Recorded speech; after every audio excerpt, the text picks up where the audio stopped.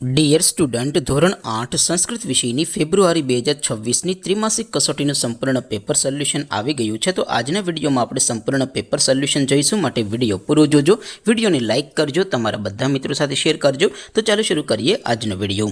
દોસ્તો, ધોરણ 8 સંસ્કૃત વિષયની ફેબ્રુઆરી 2026ની ત્રિમાસિક કસોટીનું સંપૂર્ણ પેપર સોલ્યુશન PDF ફોર્મેટમાં ડાઉનલોડ કરવા માટેની લિંક આ વિડીયોના ડિસ્ક્રિપ્શનમાં આપેલી છે. તેના પર ક્લિક કરીને તમે ક્વેશ્ચન પેપરની અને તેના સંપૂર્ણ પેપર સોલ્યુશનની એમ બંને પીડીએફને સૌથી પહેલાં ડાઉનલોડ કરી શકો છો. અથવા તો દોસ્તો, પેપર સોલ્યુશનની PDF ડાઉનલોડ કરવા માટે તમારે ગૂગલ ઉપર સર્ચ કરવાનું છે www.mygkguru.in. આ વેબસાઇટ તમે સર્ચ કરશો એટલે જે પહેલી લિંક આવશે એના ઉપર તમારે ક્લિક કરવાનું છે. જેવું ક્લિક કરશો એટલે સોલ્યુશન માટેની mygkguru.in આ વેબસાઇટ ઓપન થઈ જશે.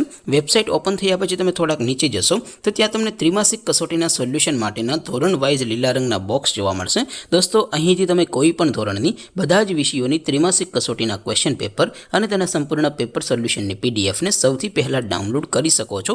જેમ કે દોસ્તો, અત્યારે હું ધોરણ 8 માટે ધોરણ 8 વાળા ચોથા બોક્સ ઉપર ક્લિક કરીશ. જેવું ક્લિક કરશો એટલે નવું પેજ ઓપન થશે.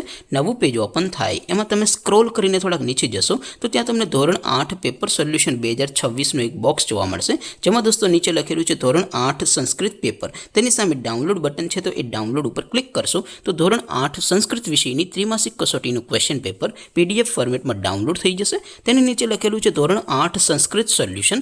તેની સામે પણ ડાઉનલોડ બટન છે, તો એ ડાઉનલોડ ઉપર ક્લિક કરશો તો ધોરણ 8 સંસ્કૃત વિષયની ત્રિમાસિક કસોટીનું સંપૂર્ણ પેપર સોલ્યુશન PDF ફોર્મેટમાં ડાઉનલોડ થઈ જશે. તો દોસ્તો, આવી રીતે તમે ધોરણ 8ના બધા વિષયોની ત્રિમાસિક કસોટીના ક્વેશ્ચન પેપર અને તેના સંપૂર્ણ પેપર સોલ્યુશનની PDFને www.mygkguru.in આ વેબસાઇટ પરથી ડાઉનલોડ કરી શકો છો.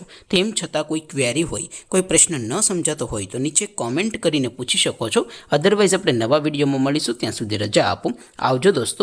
જય હિન્દ. વંદે માતરમ.